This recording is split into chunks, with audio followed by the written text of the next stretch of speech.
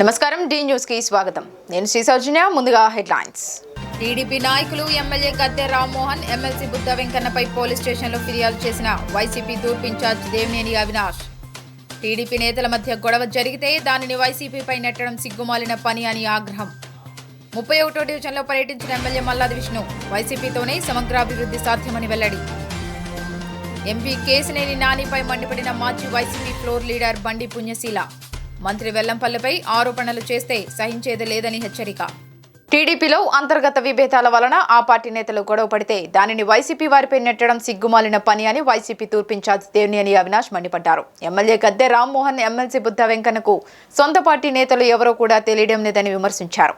TDP నేత కోనేరు వాసు దాడి ఘటనలో టీడీపీ నేతలు తమపై అసత్య ప్రచారం చేయడం ఖండిస్తూ మాచవరం పోలీస్ స్టేషన్లో అవినాష్ కడియాల బుచ్చిబాబులు ఫిర్యాదు చేశారు.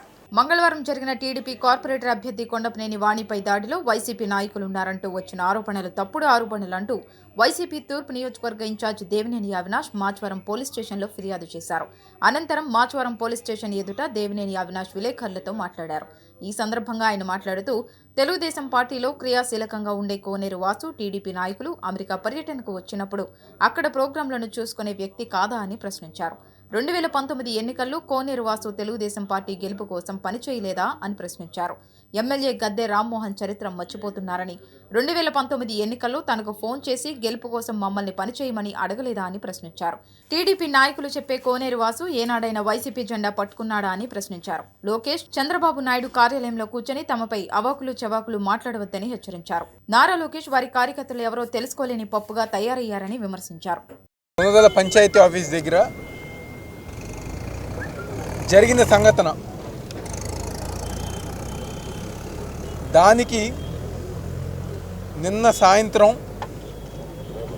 గద్దె రామ్మోహన్ కానివ్వండి, బుద్ధ వెంకన్న కానివ్వండి, వాస్తవాలు తెలుసుకోకుండా సిగ్గు లేకుండా ఈరోజు ప్రజల్ని రెచ్చగొట్టే విధంగా ప్రశాంతంగా ఉన్న విజయవాడ తూర్పు నియోజకవర్గం కానివ్వండి, విజయవాడ నగరంలో కానివ్వండి, కావాలని చెప్పని గొడవలు చేసే విధంగా, కార్యకర్తల మధ్య గొడవలు చేసే విధంగా, పార్టీల మధ్య విభేదాలు వచ్చే విధంగా ఈరోజు గద్దె రామ్మోహన్, బుద్ధ వెంకన్న ఈరోజు వాళ్ళు ఎలాంటి పరిస్థితిలో ఉన్నారంటే వాళ్ళ పార్టీ నాయకుడు ఎవరో గారు వాళ్ళు తెలుసుకోలేని దిగజారిపోయిన సిగ్గులేని పరిస్థితిలో ఈరోజు గద్దె రామ్మోహన్ ఉన్నారని చెప్పిన సందర్భంగా చెప్తున్నా. 3వ డివిజన్ సంబంధించి అభ్యర్థి కానివ్వండి, వాళ్ళ కుమారుడు కానివ్వండి, అదేవిధంగా వాళ్ళతో గొడవపడిన వాళ్ళు కోనేరు వాసు గారని చెప్పని ఈరోజు తెలుగుదేశం పార్టీలో క్రియాశీలకంగా పనిచేసిన నాయకుడు ఆయన. లోకేష్ గారితో సన్నిహితంగా ఉన్న ఫోటో చూడండి. లోకేష్ గారితో మంత్రిగా ఉన్నప్పుడు కానివ్వండి, లేకపోతే లోకేష్ అమెరికా వచ్చినప్పుడు, చంద్రబాబు అమెరికా వచ్చినప్పుడు వాళ్ళకి అక్కడ స్వాగత ఏర్పాట్లు కానివ్వండి, లేకపోతే అక్కడికి వాళ్ళ ఒక కార్యక్రమాలు చూసే దాంట్లో కోనేరు వాసు గారు ముఖ్య పాత్ర పోషించడం జరుగుతుంది.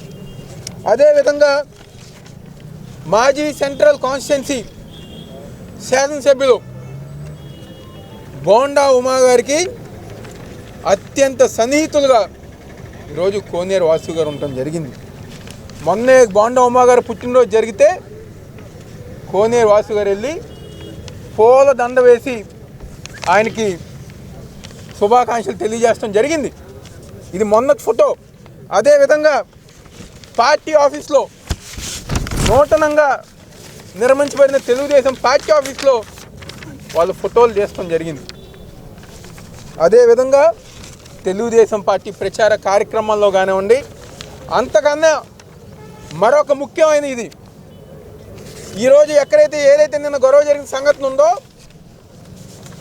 ఆయన ఇంటి ప్రాంగణంలో 2014 మున్సిపల్ కార్పొరేషన్ ఎన్నికలు కానివ్వండి, దాని తర్వాత జరిగిన అసెంబ్లీ ఎన్నికల్లో గద్దె రామ్మోహన్కి ఆయన ఇల్లు ఎలక్షన్ ఆఫీస్ కోసం ఉపయోగించడానికి ఇచ్చిన మాట వాస్తవం కాదా, లేకపోతే గద్దె రామ్మోహన్ మర్చిపోయారా, మతిమరుపైన వచ్చిందా అని చెప్పి నేను సందర్భంగా చెప్తున్నా.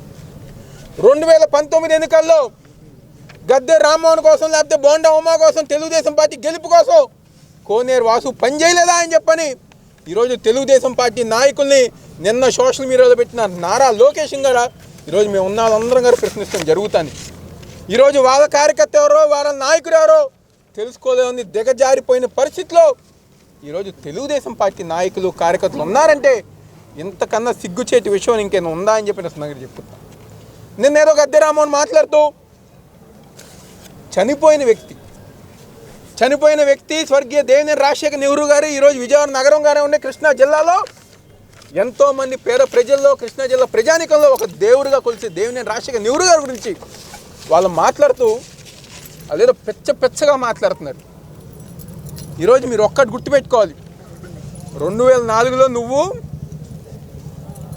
దేవినేని రాజశేఖర్ నెహ్రూ గారి మీద పోటీ చేసి 20,000 ఓట్లతో ఓడిపోయావు. ఆ విషయం నువ్వు మర్చిపోయావా? 2009లో ఇదే విధంగా చొక్కాలు చింపుని, గుండీలు చింపుకుని ఇదే విధంగా డ్రామాలు చేస్తే 3వ స్థానంలోకి వెళ్ళి ఎగిరి తంతే 3వ స్థానంలోకి వెళ్ళి పడ్డావు. మళ్ళీ అదే 2019లో నీకన్నా నేను 30 సంవత్సరాల చిన్నాన్ని. ఈరోజు గద్దె రామ్మోహన్ ఎలాంటి వ్యక్తి అంటే ఒక గుంట నక్క లాంటి వ్యక్తి. ఈరోజు నక్క ఏ విధంగా అయితే మాటికి తన స్వరూపం మార్చుకుంటుందో, నక్క ఏ విధంగా అయితే గుంట నక్క వేషాలు వేస్తుందో, ఆయనకి ఏ విధంగా అయితే బట్టతలు ఉండి దాని మీద విగ్గేసుకుంటారో అదే విధంగా ఈరోజు గద్దె రామ్మోహన్ పైకి ఒకలాగా లోన్ ఒకలాగా.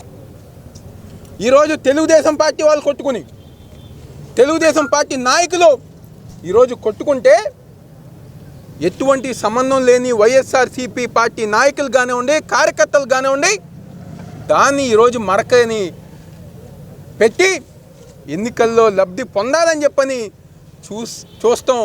మీ దిగజారిపోయిన రాజకీయాలకి పరాకాష్ట అని చెప్పిన సందర్భంగా చెప్పుతున్నాం. ఈరోజు మేము చెప్పుతున్నాం తమ్ముగా, మీరు చెప్పుతున్నా కోనేరు వాసు ఏనారాయణ వైసీపీ జెండా పట్టుకున్నారా? ఏనారాయణ ఎప్పుడైనా వైసీపీ జెండా పట్టుకుని మా వైసీపీ పార్టీకి ఓటేయమని చెప్పని కోరుకున్నారా? లేకపోతే కోరటం జరిగిందా అని చెప్పి ఈరోజు సందర్భంగా చెప్పుతున్నా. ఈరోజు నువ్వు మాట్లాడిందేదో నీకు అనుకూలమైన టీవీల్లో పేపర్లో వేస్తే అదే నిజం అని చెప్పని ప్రజలు భావిస్తుంటే అని అనుకోవటం నీ భ్రమ అని చెప్పని గద్దె రామ్మోహన్ చెప్తున్నా. కేవలం 3వ డివిజన్లో కాదు, తూర్పు నియోజకవర్గంలో 21 స్థానాలుగానే ఉంది. విజయవాడ నగరంలో 64 స్థానాలకి వైసీపీ పార్టీ జెండా ఎగరేస్తానని చెప్పని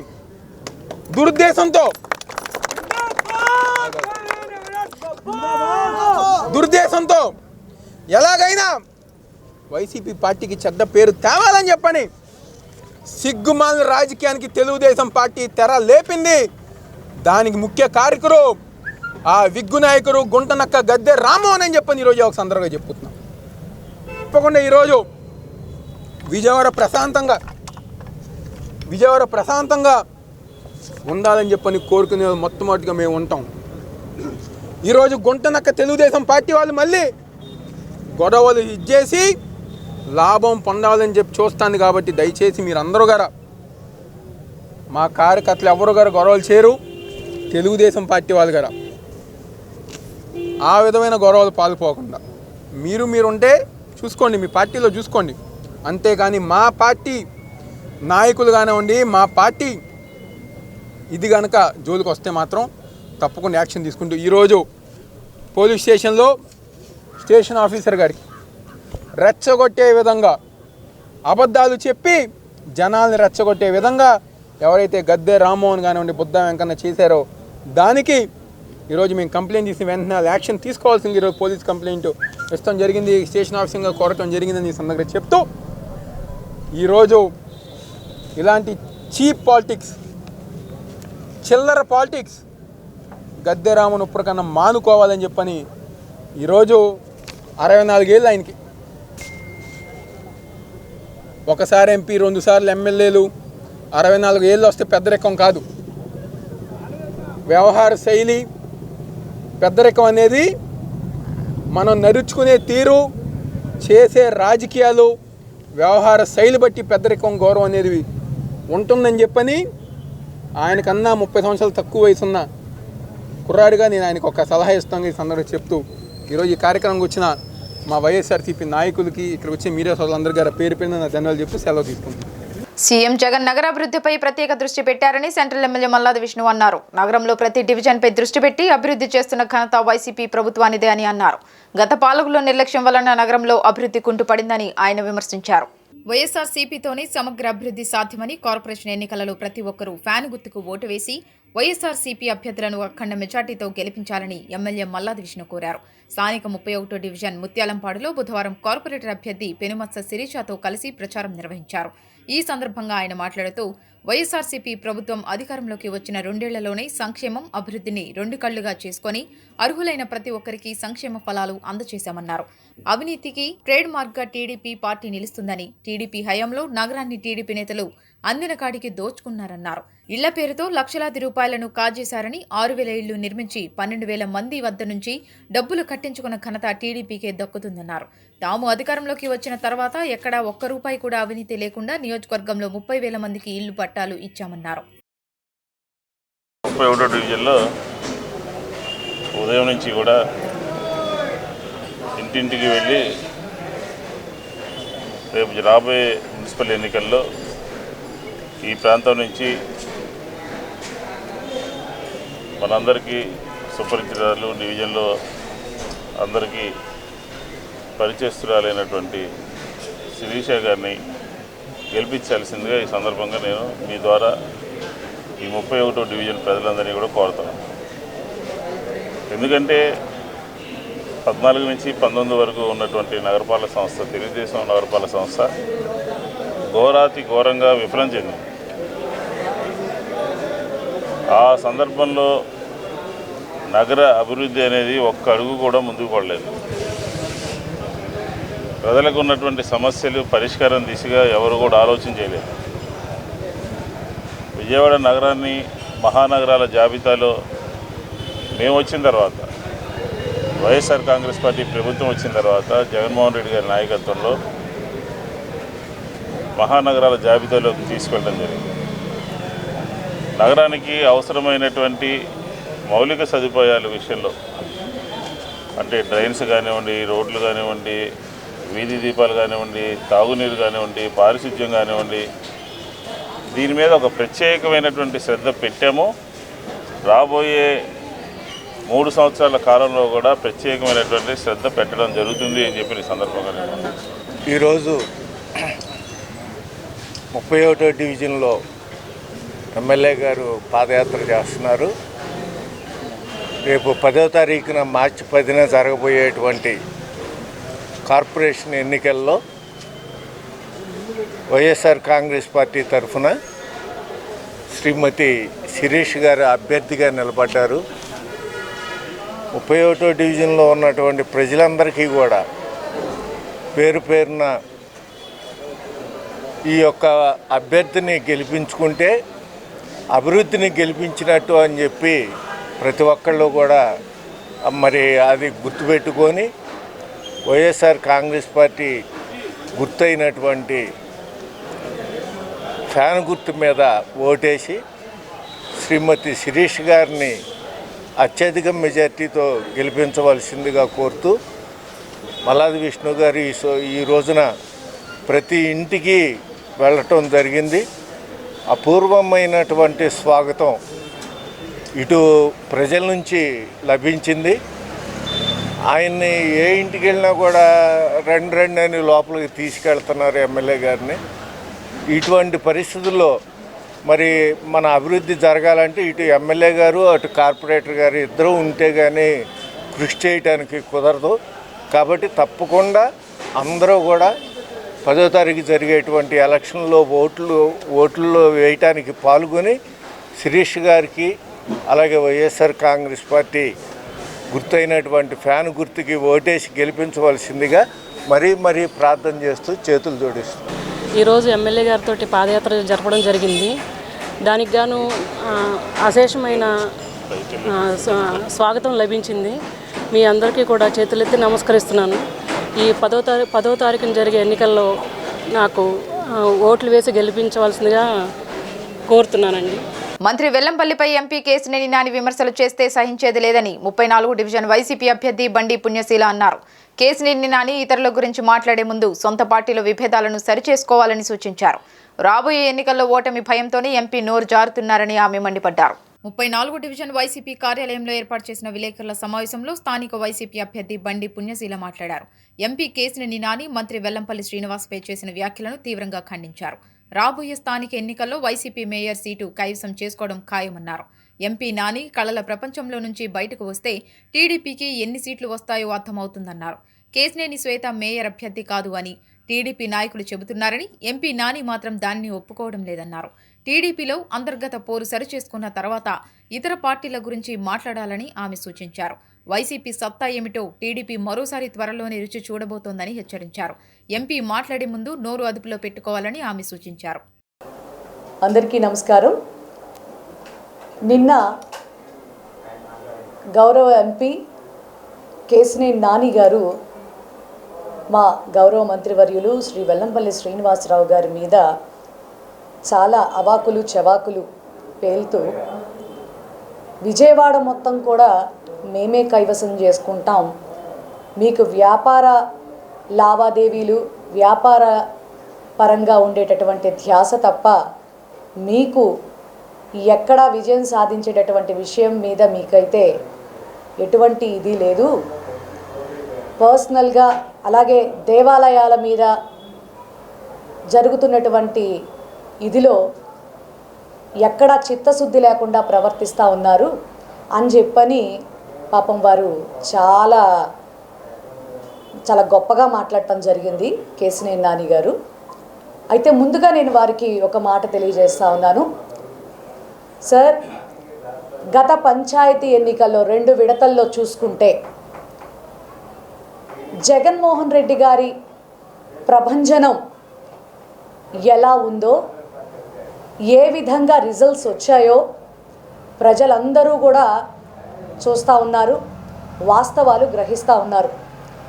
మీరు ఇంకా కలల్లోనే సంచరిస్తూ పోతే మీ పరిస్థితి కూడా 20 రోజుల్లో ఏంటి అనేది ప్రస్ఫుటంగా తేలిపోతుంది. దయచేసి మాట్లాడేటప్పుడు కొంచెం ఆలోచించి మాట్లాడవలసిందిగా తమరిని మేము కోరుతా ఉన్నాం. విజయవాడలో జరగబోయేటటువంటి స్థానిక సమరంలో కూడా వైఎస్ఆర్ కాంగ్రెస్ పార్టీ విజయబావుట ఎగరవేయబోతోంది అనేటటువంటి మాట నగ్న సత్యం. అది మీరు కళ్ళబొల్లి మాటలు, పోస్కోలు కబుర్లు మీరు మాట్లాడుకుని మీరు పబ్బం గడుపుకుంటారేమో కానీ వైఎస్ఆర్ కాంగ్రెస్ పార్టీకి అటువంటి గతి పట్టదు, పట్టబోదని మేము తెలియజేస్తూ ఉన్నాం. ఎందుకంటే మీ నాయకుడు 600 హామీలు ఇచ్చి ప్రజలను ఏ రకంగా మోసం చేస్తే మీకు మీ పార్టీకి 2019 నుంచి ప్రజలు ఏ విధంగా గుణపాఠం చెప్తూ ఉన్నారో మరి ప్రజలందరికీ తెలుసు, మీకు కూడా తెలుసు. కానీ ఇంకా ఊహాగానాల్లో పాపం తేలిపోతూ ఉన్నారు. ఆ కళల ప్రపంచంలోంచి దయచేసి మీరు బయటికి రావాల్సిందిగా నేను కోరుతా ఉన్నా. ఎందుకంటే మీ వెనకే మీ యొక్క పార్టీలోనే చాలా కీలకమైనటువంటి నేతలు ఎంతో గొప్పగా మీ గురించి చెప్తా ఉన్నారు. మరి మా గౌరవ మంత్రి వర్యులేదో మీ యొక్క ఆర్టీసీకి సంబంధించినటువంటి మీ బస్సులకి సంబంధించినటువంటి విషయాల మీద శాలరీస్ ఇవ్వట్లేదు, ముందు మీ సంగతి మీరు చూసుకోండి అంటేనే మీరు చాలా గొప్పగా మాట్లాడారు కదా. మరి మీ అమ్మాయే మేయర్ క్యాండిడేటే కాదు, చంద్రబాబు నాయుడు గారు అనౌన్స్ చేయలేదు, ఎంపీ కేశినేని శ్వేత గారు మేయర్ క్యాండిడేట్ కాదు అని చెప్పని మీ పార్టీలో ఉన్నటువంటి కీలకమైనటువంటి నేతలు నాగుల్ మీరా గారు అలాగే బుద్ధా వెంకన్న గారే మీడియా ద్వారా బయటికి వచ్చి మరీ చెప్పడం జరుగుతూ ఉంది. ముందు మీ పరువు కాపాడుకునేటటువంటి ప్రయత్నం మీరు చేసి తర్వాత ఎదుటివారిని క్వశ్చన్ చేసేటటువంటి పరిస్థితులు మీరు తెచ్చుకుందరుగానని చెప్పని మీకు గౌరవప్రదంగా తెలియజేస్తూ ఒక్కళ్ళనైనా తీసుకొచ్చి నిరూపించండి అప్పుడు చూద్దామంటున్నారు. రాబోయే రోజుల్లో జరిగేది అదే అండి. మీ యొక్క సంస్థ ద్వారా ఎవరైతే ఇబ్బంది పడ్డారో వాళ్ళందరూ కూడా ఖచ్చితంగా మిమ్మల్ని నిలదీసే రోజులు దగ్గరలోనే ఉన్నాయి. అవి ఆధారాలతో సహా మిమ్మల్ని మేం కూడా ప్రశ్నించడానికి తొందరలోనే ముందుంది ముసళ్ళ పండగ అని చెప్పని నేను తెలియజేస్తా ఉన్నాను. తెలుగుదేశం పార్టీ కోసం కష్టపడి పనిచేసిన తనపై వైసీపీ ముద్ర వేయడం బాధ కలిగించిందని టీడీపీ కార్యకర్త కోనేరు వాసు ఆవేదన వ్యక్తం చేశారు. పదవులు ఆశించకుండా లక్షలు ఖర్చు పెట్టి పార్టీ కోసం నిత్యం శ్రమించానని ఆయన గుర్తు చేశారు. 3వ డివిజన్లో వ్యక్తిగతంగా టీడీపీ వారితో గొడవ జరిగితే తనకు వైసీపీ రంగు పొలమడం జీర్ణించుకోలేకపోతున్నా అన్నారు. టీడీపీ కార్పొరేటర్ అభ్యర్థి కొండపనేని వాణి శ్రీకాంత్లపై జరిగిన దాడి ఘటనపై కోనేరు వాసు వివరణ ఇచ్చారు. నిన్న తన ఇంటి వద్ద జరిగిన గొడవ మా వ్యక్తిగతం, పార్టీలకు సంబంధం లేదని స్పష్టం చేశారు. తెలుగుదేశం పార్టీ కోసం ఎంతో కష్టపడ్డానని, తనపై టీడీపీ జాతీయ ప్రధాన కార్యదర్శి నారా లోకేష్ వైసీపీ ముద్ర వేయడం బాధ కలిగించిందన్నారు. 1983 నుండి ఇప్పటి వరకు కూడా టీడీపీ కార్యకర్తగా పనిచేస్తున్నానని, మాజీ మంత్రి దేవినేని రాజశేఖర్ టీడీపీ వీడినా కూడా నేను తెలుగుదేశంలోనే ఉన్నానని గుర్తు చేశారు. నా జీవితంలో ఇప్పటి వరకు తెలుగుదేశం జెండా పట్టుకున్నా తప్ప వేరే జెండా పట్టుకోలేదని పేర్కొన్నారు. తాను వైసీపీ వ్యక్తి అని, నాపై చేసిన ఆరోపణలను ఎమ్మెల్యే గద్దె రామ్మోహన్, ఎమ్మెల్సీ బుద్ధా వెంకన్న నిరూపించాలని సవాల్ చేశారు. 10 మందితో నేను గొడవకు వెళ్తే నాకు ఎందుకు దెబ్బలు తగులుతాయి? విచారణలో అన్ని వాస్తవాలు తెలుస్తాయని అన్నారు.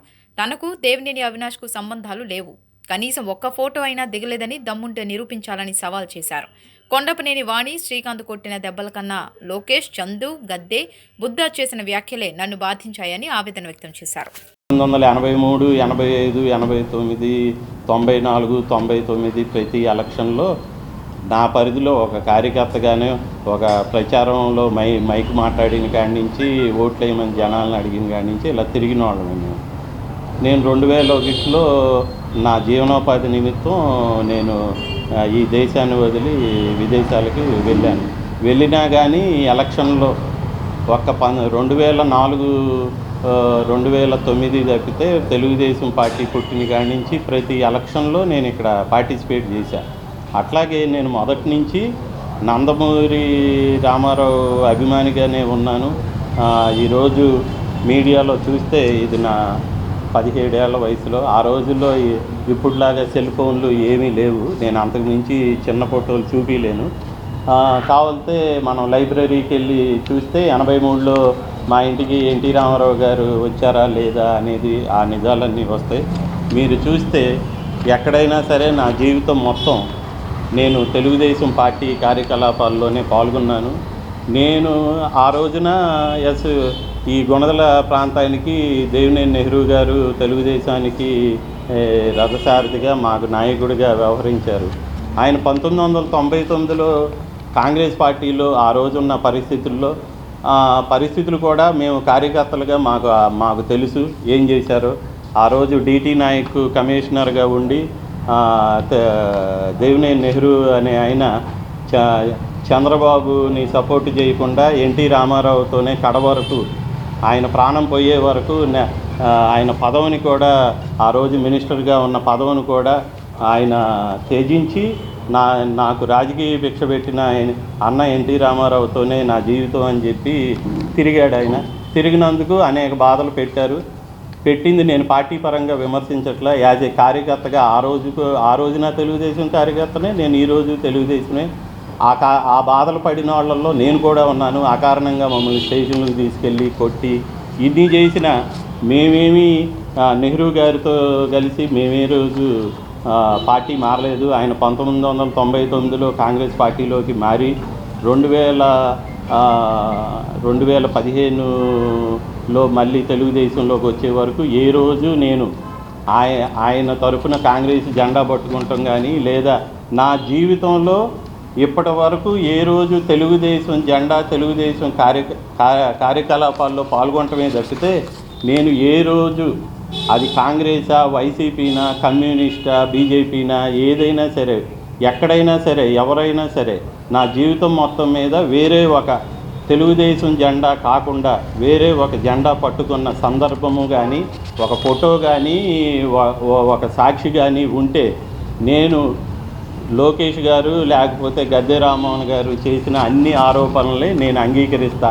దాని మీద డిబేటే లేకుండా ఒక ఫోటో కానీ ఏదైనా సరే, నేను వైసీపీ కానీ కాంగ్రెస్ జెండా కానీ తెలుగుదేశం కాకుండా ఏది చేశానని నిరూపించినా వాళ్ళు చేసే ఆరోపణలన్నీ నిజమని ఒప్పుకుంటా. నిన్న జరిగింది అవును, ఇది ఎలక్షన్ టైంలో ఇవాళ ఎలా ఉందంటే ఇంట్లో మొగుడు పిల్లలు కొట్టుకున్నా ఒకడు వైసీపీ ఒకడు కాంగ్రెస్ అనే దెబ్బలు తిన్నాడు తెలుగుదేశం, కొట్టినోడు వైసీపీ అనే పరిస్థితిలో ఇవాళ సాగుతుంది. అది ఎందుకు సాగుతుందో దాని గురించి నేను మాట్లాడే అంత పెద్దవాడిని అయితే కాదు. నిన్న నా ఒంటి మీద గాయాలు చూడండి, నిన్న పెట్టిన వీడియో క్లిప్పింగ్ చూడండి మీరే, నేను పెట్టింది కాదు. ఎందుకంటే నాకు వీడియోలు తీసే సంస్కృతి లేదా దాన్ని ఎడిటింగ్ చేసేది నేను నేర్చుకోవాలి. నా బతుకు తెరువు వేరు. నేను బతుకు తెరువుకి వెళ్ళి ప్రజెంట్ అమెరికాలో నివసిస్తున్నాను. నేనేదో నా కుటుంబ అవసరాల కోసం 2 నెలలు క్రితం వచ్చి నేను ఇక్కడ పనులన్నీ నేను ఇల్లు కట్టుకుంటా దాని పనుల నిమిత్తం వచ్చి ఇక్కడ ఉన్నాను. గతంలో కొండపనేని శ్రీకాంత్ అనే అతను నేను ఇల్లు కట్టుకుంటున్న దాన్ని లిటిగేషన్లో పెట్టి దాన్ని కోర్టు దాకా తీసుకెళ్ళి దానికి నా నుంచి నా ఇంటి వెనకాల ఉన్న మరొక స్థలం యజమాని నుంచి దగ్గర 10 లక్షలు డిమాండ్ చేసి మమ్మల్ని బ్లాక్మెయిల్ చేసి తీసుకున్నాడు. ఆ రోజు నేను ఏ రోజు వెళ్ళి గద్దె రామ్మోహన్ ఆ రోజు ఎమ్మెల్యే, కేసినేని నాని ఆ రోజు ఎంపీ, నేను ఏ రోజు నేను తెలుగుదేశంలోనే తిరిగినతో వచ్చి దాడి చేశానని ఇలాంటి రకరకాల ఆరోపణలు చేశారు. వీటన్నిటిలో గొడవలను పక్కన పెడితే నాకు ప్రధానంగా బాధేసింది ఏంటంటే నన్ను వైసీపీ పార్టీ వాడని చెప్పి ముద్ర వేశారు. అది తెలిసి చేశారో తెలియక చేశారో, ఆ తెలియక మాట్లాడే వాళ్ళకి వాళ్ళ సందేహాలను నివృత్తి చేయటానికి మరియు నిన్న జరిగిన సంఘటన యొక్క యథార్థ వాస్తవికంగా జరిగిన పరిస్థితిని తెలియజేయటానికి నేను ఈరోజు మీడియా ముందుకు వచ్చాను. నాకు గొడవలు పెట్టొద్దు. ఇవాళ పరిస్థితి ఎలా మారిపోయిందంటే జనాలందరూ ఈ దేవినేని అవినాష్ పేరు, వంగనవేటి రాధా పేరు ఇట్లా వాళ్ళ అవసరాల కోసం వాడుకుంటున్నారు. వాళ్ళకి టికెట్ లేదు, వీళ్ళకి టికెట్ లేదు. కానీ వాళ్ళు బాగానే ఉన్నారు. వాళ్ళు ఒకవేళ ఏమన్నా కలుసుకుందామన్నా వీళ్ళు మీకు ఇది ఉన్నాయి మీకు అది ఉన్నాయి అని గుర్తు చేసి రెచ్చగొట్టి చెప్పే నాయకులే. గద్దె రామ్మోహన్ ఏ రోజన్నా వంగవీటి రాధాని వేసుకొని ఒక ప్రోగ్రాం చేశాడా? నాకు తెలిసి విజయవాడ నగరంలో తెలుగుదేశానికి ఏ రోజుకైనా ఆయన ఉన్నా బతుకుని నాకేం అవసరం లేదు. దేవినేని నెహ్రూతో అవసరం లేదు, దేవినేని బాజీ ప్రసాద్తో అవసరం లేదు. కానీ ఎప్పటికైనా మగాడు అనేవాడు దేవినేని రాజశేఖర్ నెహ్రూనే. ఒక 10,000 మంది కార్యకర్తలతో ఒక సమావేశం పెట్టాలన్నా ఒక 5 లక్షలు 10 లక్షల మందితో చేసిన సభలో ఉన్నాయి ఆయన సింహగర్జనలు. ఇవన్నీ చేయాలన్నా చేసినోడు చేయగలిగినోడు వాళ్ళే. సీఎం జగన్ అందిస్తున్న సంక్షేమ పాలనను ప్రజల్లోకి మరింతగా తీసుకువెళ్తామని వైసీపీ 36 డివిజన్ అభ్యర్థి బాలి గోవింద్ తెలిపారు. 20 నెలల వైసీపీ పాలనలో వాలంటీర్ వ్యవస్థ ద్వారా ఇంటింటికి ప్రభుత్వ సంక్షేమ పథకాలని అందించామని ఆయన చెప్పారు. 36 డివిజన్ వైసీపీ అభ్యర్థి బాలి గోవింద్ డివిజన్లో పర్యటించారు. ఈ సందర్భంగా ఆయన మాట్లాడుతూ ప్రజలకు సంక్షేమ పాలన అందించడమే ప్రభుత్వ లక్ష్యమని తెలిపారు. అభివృద్ధి బాటలో ముందుకు తీసుకువెళ్తున్న జగన్ ప్రజా సంక్షేమంపై కూడా అదేవిధంగా దృష్టి పెట్టారన్నారు. సెంట్రల్ ఎమ్మెల్యే మల్లాది విష్ణు సూచన మేరకు నిత్యం డివిజన్లో తిరుగుతున్నాయని ఆయన తెలియజేశారు. ఈరోజు సీతన్నపేటలో ప్రతి గుమ్మానికి కూడా తిరగడం జరుగుతుంది. మా సెంట్రల్ నియోజకవర్గం ఎమ్మెల్యే మల్లాది విష్ణు గారు పిలుపు మేరకు ప్రతి ఒక్క గుమ్మానికి కూడా ఏమేమి సమస్యలు ఉన్నాయి, ఇక్కడ ఉన్న ప్రాబ్లమ్స్ ఏంటి, డ్రైనేజీ కానీ కరెంట్సే కానీ లేకపోతే జగన్మోహన్ రెడ్డి గారు ఇచ్చిన సంక్షేమ పథకాల గురించే కానీ ప్రతి ఒక్కటి కూడా అడగడం జరుగుతుంది. అలాగే ప్రతి ఒక్క విషయంలో కూడా జగన్ గారు ప్రభుత్వం వచ్చిన తర్వాత నెల వచ్చే పెన్షన్లు ప్రతి ఒక్క వాలంటరీ ఉదయం 3:30-4 వచ్చి ఇంటికి వచ్చి వాలంటరీ పెన్షన్లు ఇవ్వడం చెప్తున్నారు. అలాగే వాలంటరీ వ్యవస్థ కూడా చాలా చక్కగా పనిచేస్తుందని చెప్తున్నారు. అలాగే వైసీపీ ప్రభుత్వంలో ఎక్కడ ఏ విధంగా లేని విధంగా ఈ రోజున వైసీపీ ప్రభుత్వం అంత చక్కగా పనిచేసుకుంటూ వెళ్తుంది. ఈ 20 నెలలు ప్రభుత్వంలో ఎక్కడ ఏ ప్రభుత్వం కూడా చేయని విధంగా ఈ వైసీపీ ప్రభుత్వం ఎంత చక్కగా చేసుకుని వెళ్తుందంటే ప్రజల్లో ప్రతి గుమ్మానికి వచ్చి అడుగుతుంటే చెప్తున్న మాకు పూర్తిగా అర్థమవుతుంది. రాబోయే రోజుల్లో ఇంతకంట బ్రహ్మాండంగా చేసుకుంటూ వెళ్తాం. అలాగే మా ముందుకు వచ్చిన సమస్యలు ఇవన్నీ కూడా తీసుకెళ్ళి మా సెంట్రల్ నియోజకవర్గం ఎమ్మెల్యే మల్లాది విష్ణు గారికి చెప్పడం జరుగుతుంది. అలాగే ఆయన కూడా ఎమ్మటనే స్పందించి దీని విషయంలో ఆఫీసర్లు ఎవరైతే ఉన్నారో వాళ్ళందరితో కూడా మాట్లాడడం జరిగింది. రాబోయే రోజుల్లో కొంతమంది మీ మీద అభివృద్ధి చేస్తాం అంటున్నారు. ఏం అభివృద్ధి చేశారు అంతకుముందు గతంలో?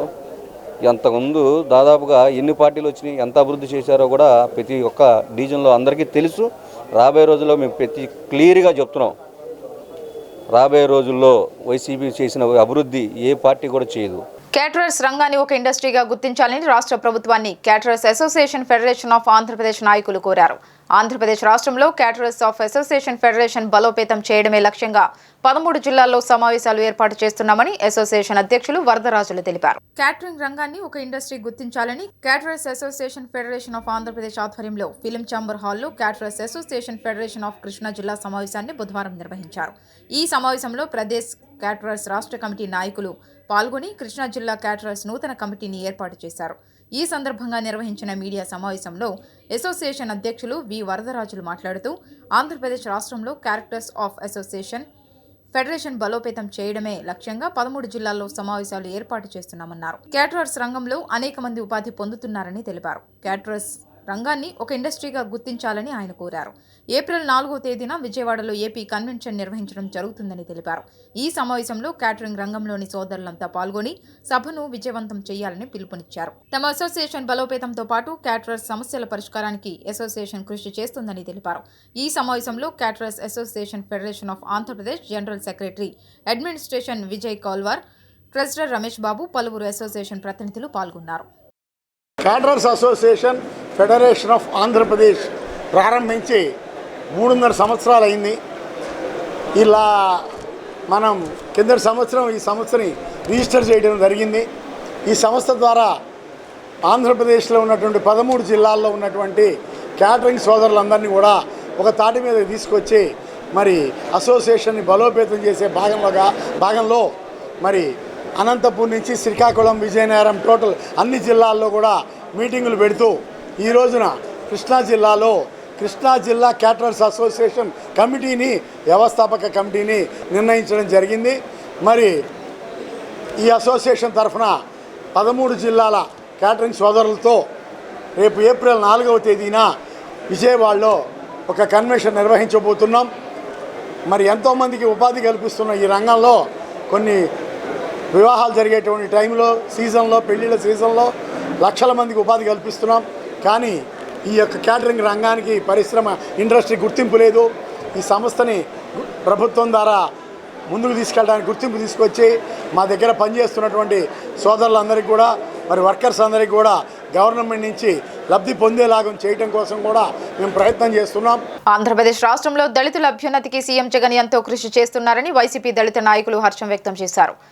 విజయవాడ నగరంలో మున్సిపల్ కార్పొరేషన్ ఎన్నికల నోటిఫికేషన్ విడుదలైన సందర్భంగా వైసీపీ నాయకులు బుదాల సీను ఆధ్వర్యంలో వైసీపీ ఎస్సీ సెల్ విభాగం ఆధ్వర్యంలో ప్రెస్ క్లబ్లో బుధవారం రౌండ్ టేబుల్ సమావేశం నిర్వహించారు.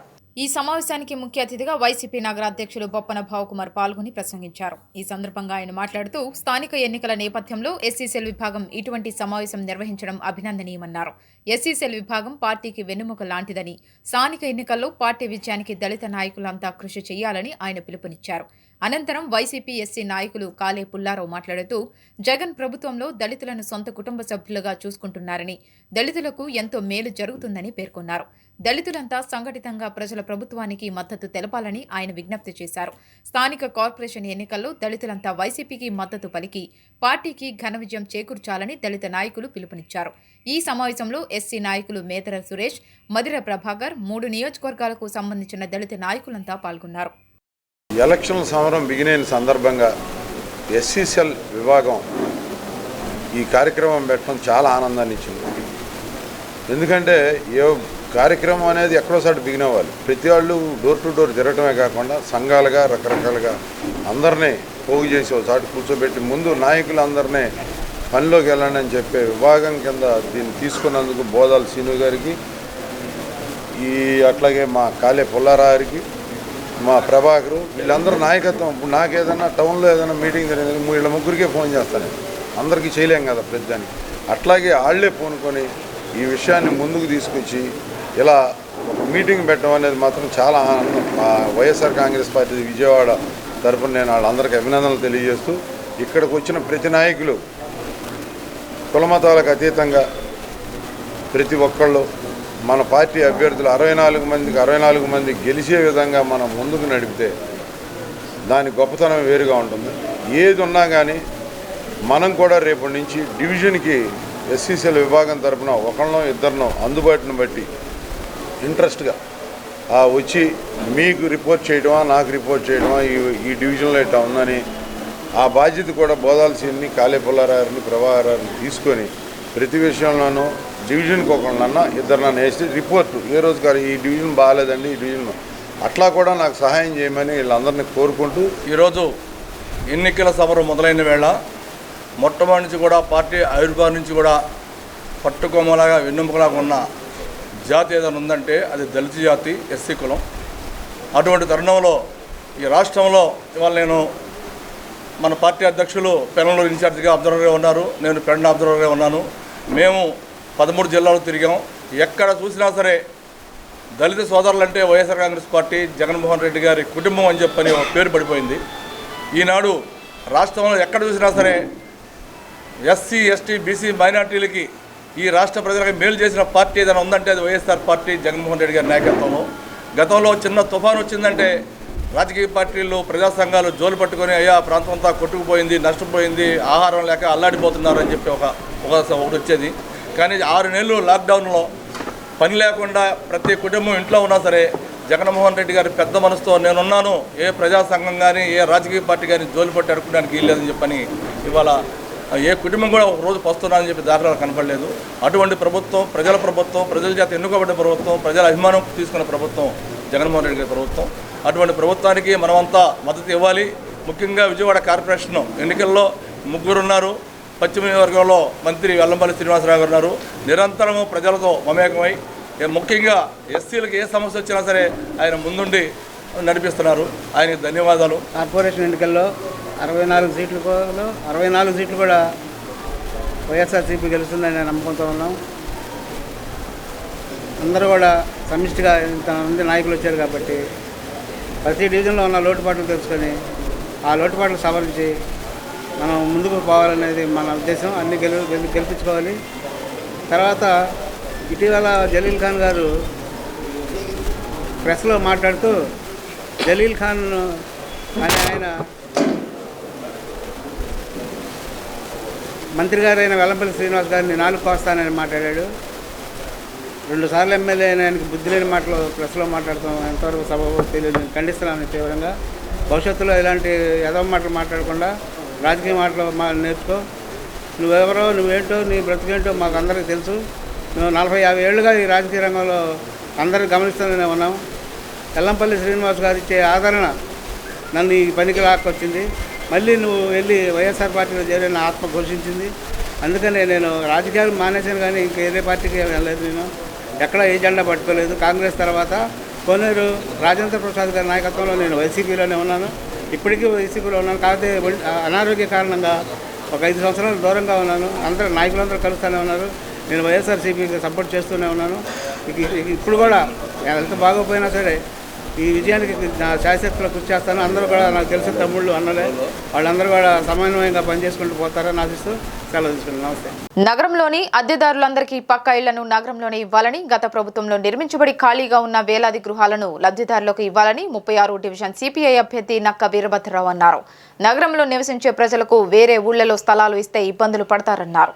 బుధవారం సీతన్నపేటలోని పలు వీధులలో గడప గడపకు వెళ్లి సమస్యలను అడిగి తెలుసుకోవడం జరిగింది. ఈ సందర్భంగా ఆయన మాట్లాడుతూ నగరం నుండి సుమారు 25 కిలోమీటర్ల దూరంలో ఇళ్లను కేటాయిస్తే ఏ విధంగా రోజు కూలీ చేసుకునే పేదలు రోజు నగరంలోకి వస్తారని ప్రశ్నించారు. సుమారు 25 కిలోమీటర్ల దూరంలో ఇళ్లను కేటాయిస్తే ఏ విధంగా రోజు కూలీ చేసుకునే పేదలు రోజు నగరంలోకి వస్తారని ప్రశ్నించారు. నగరంలోని ఖాళీగా ఉన్న గృహాలను వారికి కేటాయించాలని డిమాండ్ చేశారు. ఈ కార్యక్రమంలో ఏఐటీయూసీ నగర కార్యదర్శి T Tatayya, division Telugu Desam president Chalmalasetti Srinivasa Rao, Subrahmanyam, Baburao, Prabhakar, Prasad, Seshayya, Nekkanti Srinivasa Rao, division CPI మహిళా సెక్రటరీ నక్కరాజు లక్ష్మి, సత్యవతి, సామ్రాజ్యం, గుర్రం కుమార్, గజ్జల శ్రీనివాస్, గుర్రం జమలయ్య, సిరిగిరి బాలు మరియు తెలుగుదేశం సిపిఐ పార్టీ కార్యకర్తలు, సానుభూతి పరులు పాల్గొన్నారు. ఇంతవరకు టిడ్కో ఇళ్ళు ఇస్తాము, ఇస్తాము, ఇళ్ళ స్థలాలు ఇస్తామన్నా వీరు రూపాయికే రిజిస్ట్రేషన్ అన్నారు. ఎక్కడ ఇచ్చారండి వీళ్ళు? టిడ్కోలో మేము వెళ్ళి సర్వే చేస్తే షాబాదు, వేమవరం వీటిల్లో 6780 ఇళ్ళు ఉన్నాయి. అవి ఇంతవరకు ఎవరిని అడిగినా మీకు ఇస్తాం అంటున్నారు కానీ ఇవ్వట్లేదు. అలానే ఇక్కడ మా దృష్టికి వచ్చింది ఏంటంటే, మేము 50,000 కట్టాం, ఒక్కొక్కరు 25,000 కట్టాం, ₹1,00,000 కూడా కట్టారు. వాళ్ళు సొంత ఇల్లు కళ నిజం చేసుకుందామని వాళ్ళు అప్పులు చేసి కడితే 18లో కట్టారు. ఎవరు కట్టారండి? చంద్రబాబు నాయుడు గారు కట్టలేదు, జగన్మోహన్ రెడ్డి గారు కట్టలేదు. ఇక్కడ మున్సిపల్ కార్పొరేషన్ కట్టారు. కానీ ఈరోజు ఈ ప్రభుత్వం వచ్చి అసలుకి మీరు విత్డ్రా చేసేసుకోండి, మీ డబ్బులు మీకు ఇస్తాం అని దడిపించి బెదిరిస్తున్నారు. ఇదే అండి న్యాయం? అలానే కొన్ని వేల సైకిళ్ళు ఇవన్నీ కూడా తుప్పుపట్టి అలా పాడైపోతున్నాయి. అదంతా ప్రభుత్వం అండి. ప్రభుత్వం అంటే ఎవరు? మనమేగా, ప్రజలు. మన సొమ్ము అంతా కూడా ఇలా దుర్వినియోగం చేసుకుంటున్నారు. కాబట్టే మీరందరూ కూడా నేను అప్పీల్ చేసుకునేది ఏంటంటే, ప్రజానీకాలు అందరికి కూడా మీరు ఏ ప్రభుత్వాలు ఎలా చేస్తాయని చూడండి, చూసి కంపల్సరిగా మీ అందరికీ నేను మనవి చేసుకునేది ఏంటంటే, ఈ డివిజన్ ప్రధానికం తప్పకుండా కంకి కొడవలకి అలానే మా మిత్రపక్షమైన తెలుగుదేశం వారికి ఓటేసి మమ్మల్ని అఖండ విజయం చేకూర్చాల్సిందిగా మిమ్మల్ని శిరస్సు ఉంచి నమస్కరిస్తూ అడుగుతున్నాను. టీడీపీ నేతలు గొడవ పడితే దానిని సిగ్గు లేకుండా వైసీపీపై నెట్టడం దారుణమని వైసీపీ నేతలు మండిపడుతున్నారు. 3వ డివిజన్లో టీడీపీ నేత కోనేరు వాసు స్థానిక టీడీపీ అభ్యర్థి మధ్య స్థల వివాదం గురించి గొడవ జరిగితే దానిని వైసీపీపై వేయడం దుర్మార్గమన్నారు. సొంత కార్యకర్తలు ఎవరూ తెలుసుకోలేని దుస్థితిలో ఎమ్మెల్యే గద్దె రామ్మోహన్ ఉన్నారన్నారు. స్థాయి దిగజారి తప్పుడు ఆరోపణలు చేయడం తగదని గద్దెకి సూచించారు. ముఖ్యంగా నిన్న జరిగిన సంఘటన, దాన్ని తెలుగుదేశం పార్టీలో ఒకళ్ళొకరు అంటే బాగుంటుందేమో అనిపిస్తుంది నాకు. వాళ్ళు కొట్టుకొని, తెలుగుదేశం పార్టీ వాళ్ళు ఒక బలమైన వర్గం ఒక బలహీన వర్గం వాడిని కొట్టుకొని వాడిని పార్టీలోంచి బయటికి పంపేసే విధంగా మీకు ఏదన్నా ఆలోచన ఉంటే మీ పార్టీలో మాట్లాడుకొని మీరు సస్పెండ్ చేసుకోండి. అలా కాకుండా మీలో మీరు కొట్టుకొని అతన్ని కొట్టి అతన్ని మావాడిగా ఆపాదించి వైసీపీ గుండా అతని పేరు పెట్టి విమర్శించడం ఈ మన తూర్పునియోజకవర్గ గౌరవంలో ఉండే శ్రీ గద్దె రామ్మోహన్ గారికి సముచితం కాదని పత్రికాముఖంగా తెలియజేస్తున్నాను, మీడియా పరంగా కూడా తెలియజేస్తున్నాను. దేనికంటే అతను ఆ రోజు ఇందాక అవినాష్ గారు చెప్పినట్టు అతను ఒక విశ్వసనీయత గల నాయకుడు, ఒక దమ్మున్న నాయకుడు, ఒక నాయకుడు. అతను తూర్పునియోజకవర్గ రేపొద్దున ఎమ్మెల్యే కలిగిన నాయకుడు. నువ్వు అతను పట్టుకొని అతని మీద రేపొద్దున డిపాజిట్ నీకు పోతేమోనని చెప్పి ఆలోచించుకొని నువ్వు ఆయన్ని విమర్శించే విధంగా నీ పార్టీలో వ్యక్తిని సర్దుబాటు చేసుకోకుండా అతని మీద నిందలు వేసి అతను మా పార్టీ వాడికి ఆపాదించి బయటకు పంపించే అవసరం నీకేమొచ్చింది? నీకెందుకు ఈ గుంటనాక రాజకీయాలు? మీరు ఎందుకు ఇలా చేస్తున్నారు? మీరు ఒక ఎమ్మెల్యే, 10 మందికి మంచి చెప్పే నాయకులు, మీరు అలాగే ప్రవర్తించాలి. మిమ్మల్ని ఎమ్మెల్యేగా మేము గౌరవిస్తాం, మీరు అలాగే ప్రజానికాన్ని ప్రజల అభిప్రాయాన్ని గౌరవించండి. అలా కాకుండా మీ వాళ్ళు మీరు కొట్టుకొని మా మీద నెట్టి ఇది మీకు మంచి పద్ధతి కాదని మీడియా ముఖంగా పత్రికా ముఖంగా గట్టిగా హెచ్చరిస్తున్నాం. ఇంకో విషయం, ఆయనకి రేపొద్దున అవినాష్ గారి డిపాజిట్లు కాదు, అతను నీకు స్థలం ఇచ్చి నీ ఇంట్లో వాళ్ళ ఇంట్లో నీ కార్యకలాపాలు చేయించుకొని పెట్టి నీ గెలుపుకి ప్రథమ మెట్టుగా ఉపయోగపడిన ఒక నీ నాయకుడిని ఈరోజు నీకు నచ్చపోతే బయటికి తోచేటకి వైసీపీ మొదలు బయటికి పంపించడం మంచిది కాదని మీకు మీడియా ముఖంగా గట్టిగా హెచ్చరిస్తున్నాం. నాకు గద్దె రామ్మోహన్ గారు, మీరు మంచిగా నడుచుకోండి. మీకు ప్రజలు ఒక రెఫరెండం ఇచ్చారు, మీరు ఎమ్మెల్యే, మీరు అలాగే ఉండండి. మీ స్థాయి దిగదాచి దయచేసి మాట్లాడద్దు. మీరు దయచేసి మాతో చెప్పించుకున్న స్థాయి కూడా మీద కాదు. కానీ ఇప్పుడు మేము చెప్పాల్సి వస్తుందని సిగ్గుపడుతున్నాం. మీకు మరోసారి ధన్యవాదాలు తెలియజేసుకుంటూ మీరు ఇలాంటి కార్యక్రమాలకు ఎప్పుడు పాల్పడొద్దని మా వైసీపీ తరఫున మీకు విజ్ఞప్తి చేస్తున్నాను. జరిగినటువంటి గొడవ ఏంటంటే టీడీపీ వాళ్ళు వాళ్ళే కొట్టుకొని ఏదో విధంగా మరి ఎలక్షన్ టైంలో గొడవలు జరగాలనేటువంటి ఒక దురుద్దేశంతో ఈరోజు టీడీపీ ప్రభుత్వం చేస్తూ ఉన్నది. ఏంటంటే ఏదో విధంగా వైసీపీ మీద బురద చల్లాలి. కాబట్టి మేము ఒకటే డిమాండ్ చేస్తూ ఉన్నాము, ఎలక్షన్ టైంలో గొడవలు పెట్టాలని చూస్తున్నది మీరు. మా 3వ డివిజన్లోకి వచ్చేసరికి కొట్టాల్సిన అవసరం లేదు, ఒకళ్ళ మీద దాడులకు వెళ్లాల్సిన అవసరం కూడా వైసీపీ ప్రభుత్వానికి లేదు. ఈరోజు సిటీలో మా తూర్పు నియోజకవర్గంలో 21 డివిజన్లు గెలిపించుకునే ప్రయత్నంలో మేమంతా కష్టపడి తిరుగుతున్నాం తప్ప మేము ఎవరి మీదకి గొడవలకు వెళ్ళడానికి కానివ్వండి, లేదంటే మీకులాగా దొమ్మిలు చేయడం కానివ్వండి, మాకు వైసీపీకి ఆ సంస్కృతి అనేది మాకు లేదు. కాబట్టి టీడీపీ గమనించాలని కోరుకుంటా ఉన్నాము. ఇంకోటి, నిన్న శ్రీకాంత్ అనే వ్యక్తి అవినాష్ గారిని అవినాష్ కబద్దార్ అంటున్నాడు. ఒక్కడే చెప్తా ఉన్నాను, అంతేగాని మాది ఆ సంస్కృతి కాదు. కాబట్టి మేము ఎలక్షన్ టైంలో మా అభ్యర్థులను గెలిపించుకోవడానికి మాత్రమే మేము తిరుగుతున్నాం. కానీ వైసీపీ నాయకులు అంతా కూడాను పని పాట లేకుండా టీడీపీ వాళ్ళకిలాగా మేము ఈరోజు నియోజకవర్గాల్లో లేము. ఏదో విధంగా గెలుస్తాం 3వ డివిజన్లో అనుకుని, విజయవాడ తూర్పు నియోజకవర్గంలో ఉన్న ప్రతి అభ్యర్థులు గెలుస్తారనుకుని ఏదో విధంగా మమ్మల్ని ఇబ్బందులు పెట్టాలని చూస్తున్నటువంటి టీడీపీ నాయకులు మీరు లోకేష్ ఇది గమనించి మాట్లాడాలని చెప్పి మేము తెలియజేసుకుంటా ఉన్నాం. బులెటిన్ ముగించే ముందు హెడ్లైన్స్ మరోసారి. టీడీపీ నాయకులు MLA Gadde Rammohan, MLC Buddha వెంకన్నపై police స్టేషన్లో ఫిర్యాదు చేసిన వైసీపీ తూర్పు ఇన్ఛార్జ్ దేవినేని అవినాష్. టీడీపీ నేతల మధ్య గొడవ జరిగితే దానిని వైసీపీపై నెట్టడం సిగ్గుమాలిన పని అని ఆగ్రహం. 31వ డివిజన్లో పర్యటించిన ఎమ్మెల్యే మల్లాది విష్ణు, వైసీపీతోనే సమగ్రాభివృద్ధి సాధ్యమని వెల్లడి. ఎంపీ కేశినేని నానిపై మండిపడిన మాజీ వైసీపీ ఫ్లోర్ లీడర్ బండి పుణ్యశీల. మంత్రి వెల్లంపల్లిపై ఆరోపణలు చేస్తే సహించేది లేదని హెచ్చరిక. ఇవి బులెటిన్ విశేషాలు. మరొక బులెటిన్తో మళ్ళీ కలుసుకుందాం. అంతవరకు సెలవు, నమస్కారం.